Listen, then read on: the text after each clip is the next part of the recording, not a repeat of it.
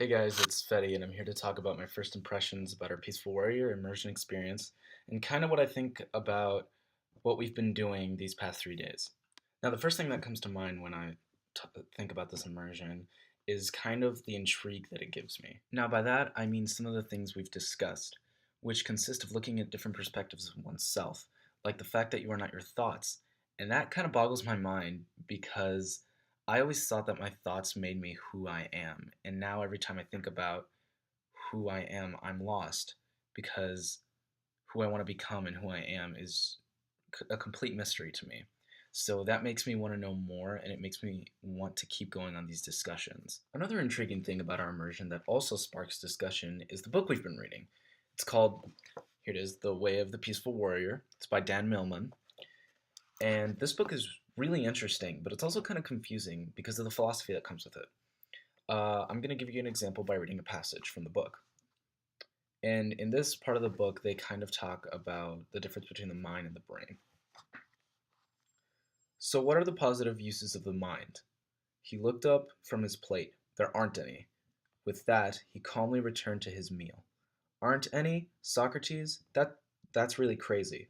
What about the creations of the mind? The books, libraries, arts? What about all the advances of our society that we were generated by brilliant minds? He grinned, put down his chopsticks, and said, There aren't any brilliant minds. Then he carried the plates to the sink. Socrates, stop making these irresponsible statements and explain yourself. He emerged from the bathroom, bearing aloft two shining plates. I'd better redefine some terms for you. Mind is one of those slippery terms, like love.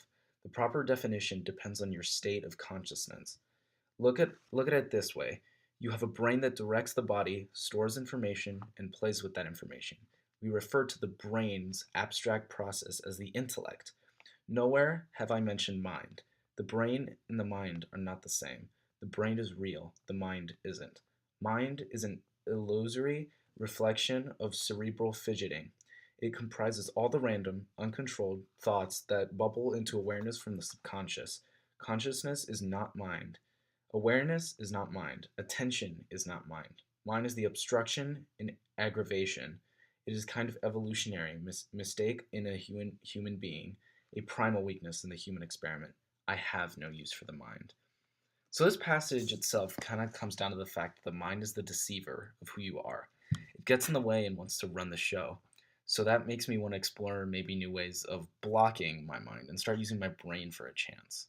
A way that I think I can do this is through meditation. The meditation that we have done in this immersion has been such a great experience, and I'm so relieved that I like it. The reason I say that is because I'm kind of a squirrely person and I didn't think I could do it, but it was a great feeling overall. My direct experience when it came to meditation is that I felt kind of in a state of peace, a really short state of peace. Um, Almost as if my spiritual self kind of left the room and went to my happy place.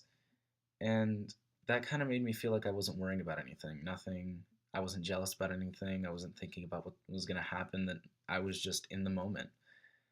And that was a very rare experience for me. And I want to be able to do more, which leads me back to letting go of my mind.